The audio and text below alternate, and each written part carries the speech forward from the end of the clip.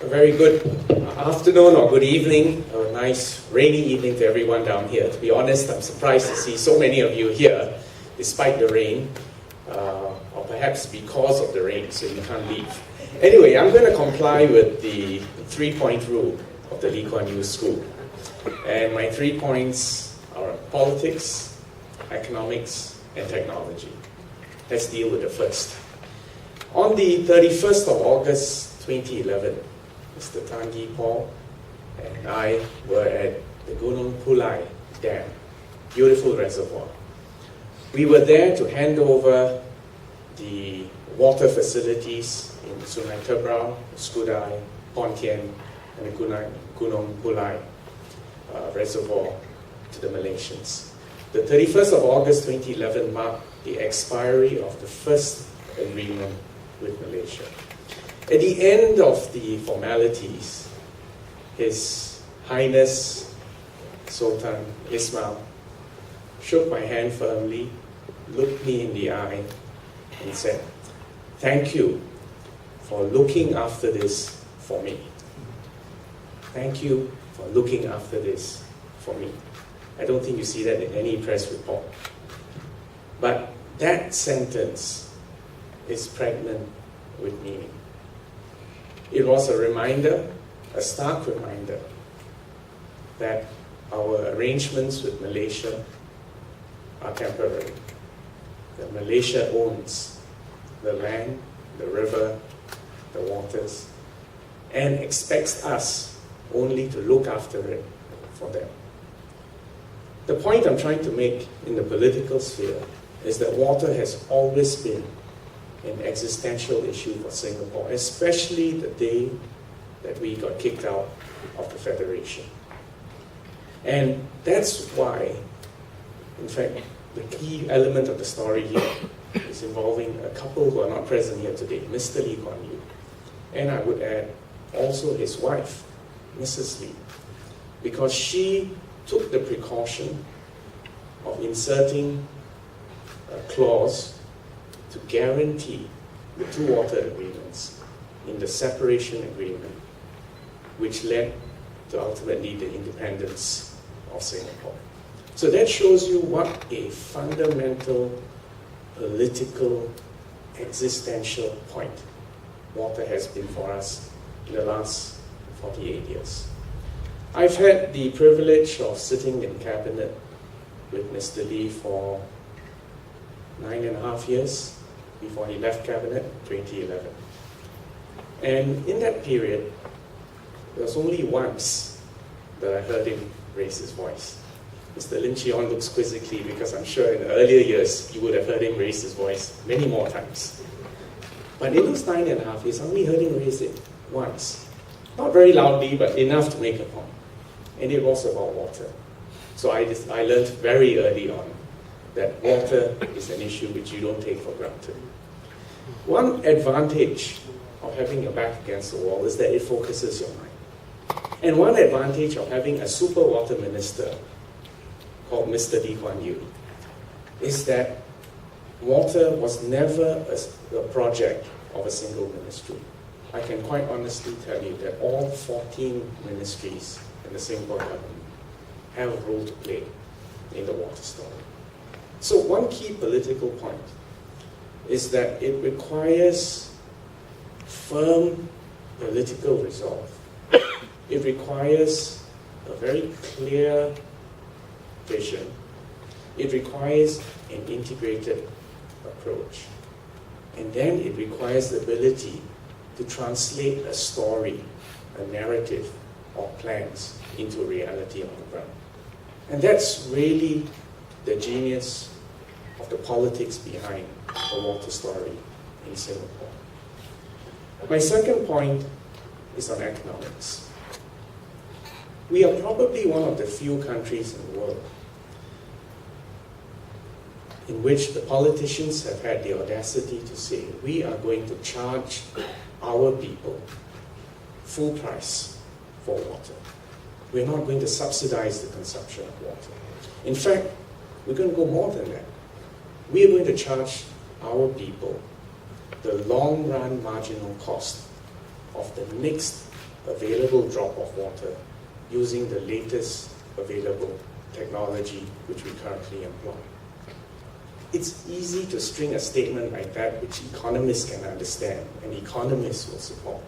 But to be able to effect that in practice and to charge that and to explain to our people, that requires a tremendous challenge in a political arena. But more than that, it also illustrates Singaporeans' practical, common sense approach to this issue of water.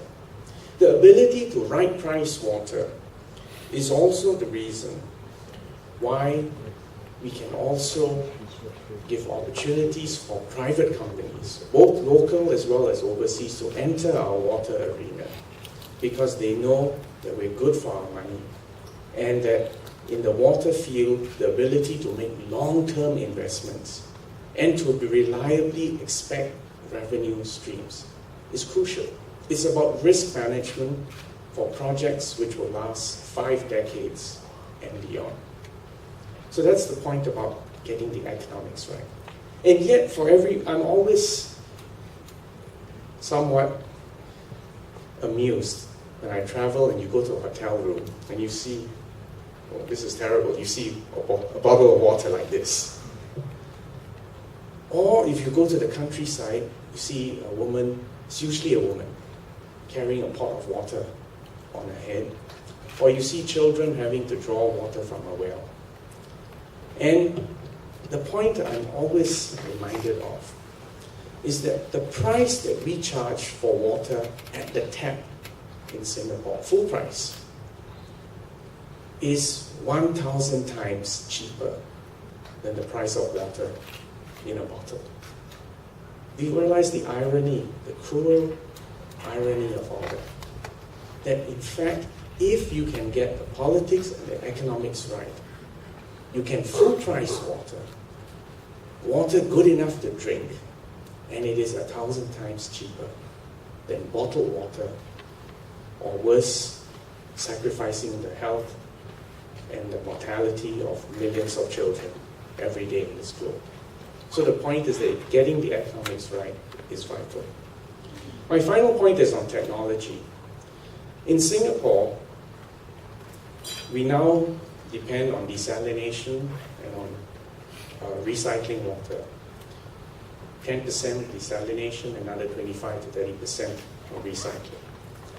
This would not have been possible 2 decades ago because reverse osmosis through membranes was not available at the cost-effective level which it is today.